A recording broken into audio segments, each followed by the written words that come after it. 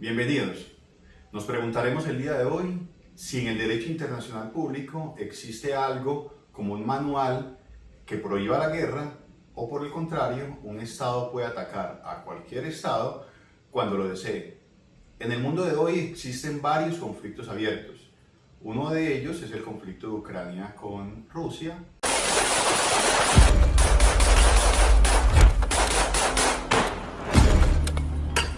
Pero por otra parte tenemos Israel con Palestina. Y asimismo tenemos un posible conflicto que se puede abrir y es el conflicto de Estados Unidos con Venezuela. Y se dirigiría hacia las costas venezolanas. Se sumaría a los otros 3 destructores que salieron desde un puerto en Florida. Entonces, la respuesta corta es que sí existe algo como un manual de convivencia en el derecho internacional público, pero lo cumplen solamente los estados que no pueden incumplirlo. Aquí estamos. En el derecho público, entonces, existen dos modalidades en cuanto a la guerra. Por una parte tenemos algo conocido como el ius ad bellum, por el término en latín, y por otra parte tenemos el ius in bello. El ius ad bellum es el derecho antes de la guerra, es decir, regula bajo qué circunstancias, requisitos o parámetros se puede atacar a otro estado, el ius ad bellum. Y el ius in bello regula cuando ya la guerra está desatada, es decir, una vez comenzada la guerra, cómo debe desarrollarse esta guerra. Entonces regula cosas como qué edificios, qué personas pueden ser atacadas, la diferencia que tiene que haber entre civiles y militares, entre otra serie de asuntos como el uso, por ejemplo, de qué armas se pueden usar y cuáles no, la prohibición de ciertas armas químicas, etcétera, etcétera. Hoy nos concentraremos exclusivamente en esto que llamamos ius ad bellum, es decir, los requisitos para la guerra. La Carta de Naciones Unidas de 1945, esta misma carta que construye, estructura y regula las relaciones entre estados dentro de las Naciones Unidas, nos dice en su artículo 2 que ningún estado puede amenazar o atacar a otro estado por ninguna razón. Pero, como lo prohibido es lo más deseado, la primera regla de este club es: no hables del club de la pelea. En el artículo 51 de esa misma carta nos establece algo que se conoce como el derecho de legítima defensa y nos dice que ningún reglamento puede prohibir la legítima defensa de un estado. Es decir, los estados tienen derecho a defenderse legítimamente. Entonces, tenemos aquí uno de los requisitos para poder atacar a un estado, que es la legítima defensa. Pero esto es más complejo que solamente lo que conocemos como legítima defensa, ya lo trabajaremos en un momento. Un segundo requisito está en la autorización que puede dar el Consejo de Seguridad de las Naciones Unidas. El Consejo de Seguridad de las Naciones Unidas es como la junta directiva de las Naciones Unidas y está integrada por Estados Unidos, Rusia, China, Francia, Reino Unido, quienes mandan o pueden autorizar a un estado o ellos mismos o a un grupo de estados para que intervenga militarmente en un estado. Les voy a dar una golpiza. Un ejemplo de la autorización que puede dar el Consejo de Seguridad para intervenir en un estado es la intervención que se hizo en Libia en el año 2011, mediante la resolución 1973. En el caso del ataque posible de Estados Unidos a Venezuela, tenemos dos problemas. Un problema es que la legítima defensa está establecida o pensada para que un estado ataque a otro estado. Y en el caso venezolano, no se sabe quién está enviando drogas hacia los Estados Unidos.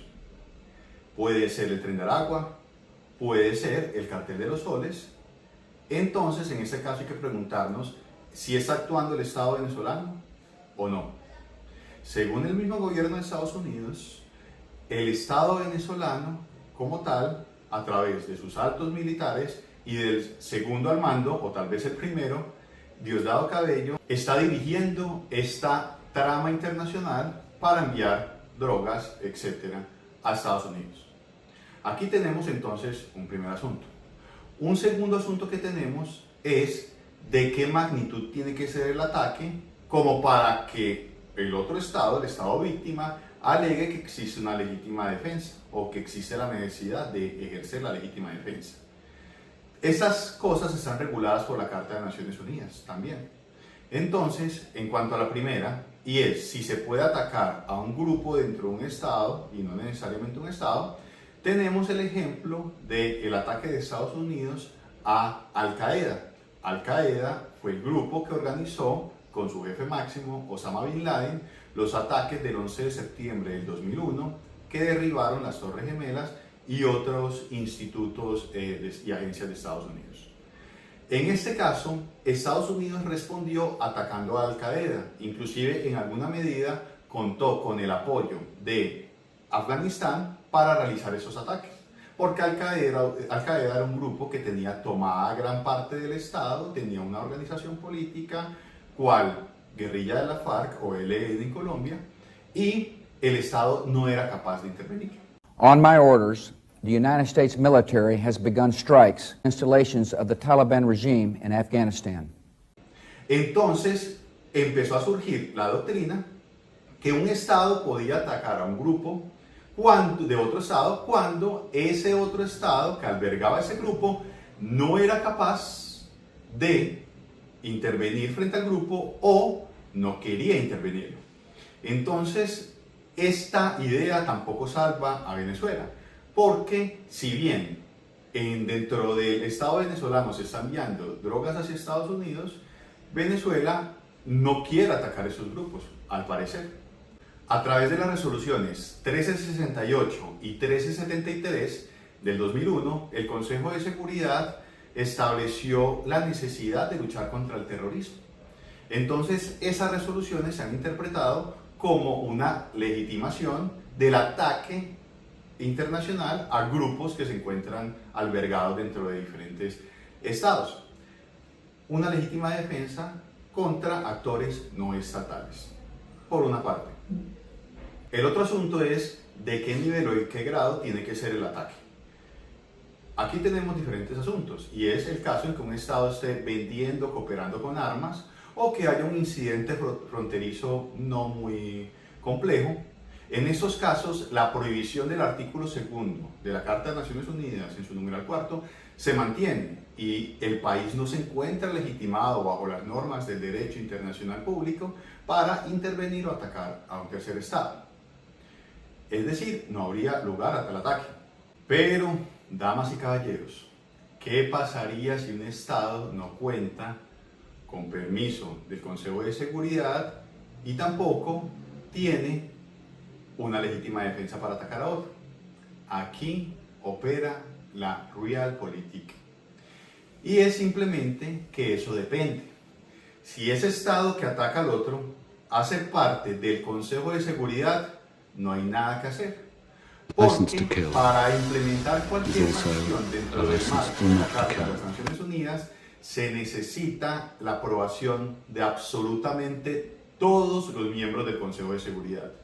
Entonces, si Estados Unidos ataca a Venezuela, en el caso particular, no habrá forma de sancionar a Estados Unidos porque Estados Unidos hace parte del Consejo de Seguridad de las Naciones Unidas. Y Estados Unidos no se va a sancionar a sí mismo. Entonces, pareciera que las normas internacionales son algo como letra muerta o son muy tiernas, porque los estados se encuentran a la expectativa de no ganarse enemigos o mejor tener también amigos dentro del Consejo de Seguridad. Solamente así, bajo la operancia de la ley de la selva, es decir, la ley del más fuerte o ser amigo del más fuerte, es que los países pueden subsistir en el orden internacional. En tanto, los ataques, por ejemplo, que se encuentran entre Israel y Palestina no tienen ningún tipo de observancia o sanción porque se encuentra Israel apoyado por uno de los miembros del Consejo de Seguridad. Asimismo, los ataques que está desplegando Rusia en contra de Ucrania no va a tener ningún tipo de sanción dentro del marco de las Naciones Unidas porque Rusia hace parte del Consejo de Seguridad. En conclusión, la guerra está permitida internacionalmente sin ningún tipo de prohibición o regla para aquellos países que hacen parte del Consejo de Seguridad, el club de los 5 países que tienen licencia para hacer lo que quieran. El resto de países podrían ser sancionados por el Consejo de Seguridad o podrían tener algún tipo de sanción. Aquí encontramos que el derecho internacional público opera bajo fuerza, bajo la ley del más fuerte. Si eres fuerte, puedes conseguir lo que quieres. Si eres débil, tienes que tener amigos fuertes. Muchas gracias. Hasta la próxima.